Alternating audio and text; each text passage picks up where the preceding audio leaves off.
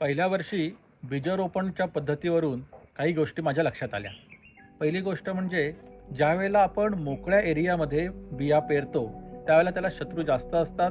त्यामुळे त्याची रुजवण क्षमता फार कमी होते आणि मोकळ्या उन्हावरती वाढत असल्यामुळं पुढच्या वर्षीपर्यंत त्याच्यातले 2 ते 4% झाडं जेमतेम जगतात आणि ते जगतात म्हणजे केवळ तग धरतात. त्यांची फारशी काही वाढ होत नाही. मग याच्यावर उपाय म्हणून आम्ही एकदम मोठ्या उंचीची झाडं लावायचं ठरवलं आणि त्यासाठी नर्सरीतून 7 ते 10 फूट उंचीची झाडं आम्ही विकत घेऊन आलो आणि तो लावायचा प्रयत्न करायला लागलो. त्याच्यामध्ये अडचण अशी आली की 7 ते 10 फूट उंचीची झाडांची जी पिशवी असते मातीची, ती साधारणपणे 25 ते 30 किलोची असते आणि 10 एकर जागेवरती आमच्या रस्ते फिरवलेले नव्हते.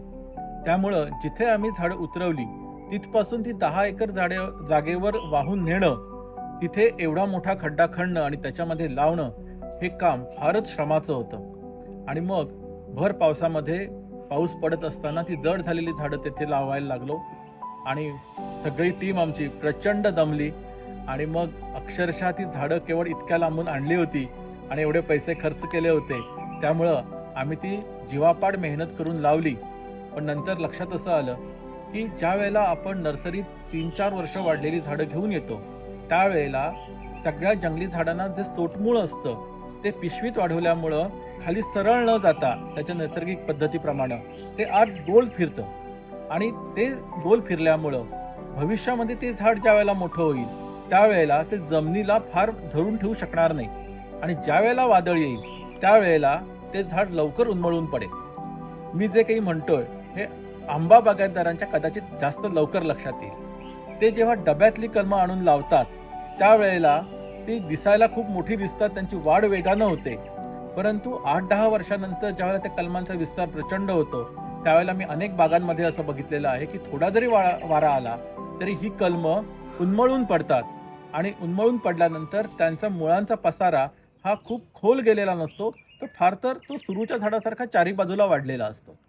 त्यामुळं वजनानं जास्त आणखी सोटमूळचा योग्य वाढ न होणं, या गोष्टीमुळं फार मोठी झाडं लावू नयेत या निष्कर्षापर्यंत आम्ही आलो. आणि मग तिसऱ्या वर्षी आम्ही असं ठरवलं की साधारणपणे 2 फूट उंचीची आणखी व्यवस्थित वाढलेली झाडं आपण आणायची. ती थोडी स्वस्त पण मिळतात, त्यामुळं खूप मोठ्या संख्येनं आपल्याला झाडं त्या ठिकाणी लावता येतील असं आम्ही ठरवलं आणि तिसऱ्या वर्षी आम्ही खूप मोठ्या प्रमाणामध्ये वृक्ष लागवड केली. पहिल्या 3 वर्षामध्ये आम्ही 5,500 ते 6,000 झाडं 10 एकरमध्ये लावली आणि ती कम्प्लिटली जंगल या पद्धतीनं लावली. कारण आज इतक्या वर्षानंतर जेव्हा आपण त्या जागेमध्ये जातो त्यावेळेला ती झाडं बघितल्यानंतर ही केव्हा तरी लावलेली झाडं आहेत असं मुळीच वाटत नाही, तर ती नैसर्गिक पद्धतीनं त्या ठिकाणी रुजलेली आहेत असंच वाटतं. आणि हे मला वाटतं जंगल वाढवण्यातलं खूप मोठं यश आहे.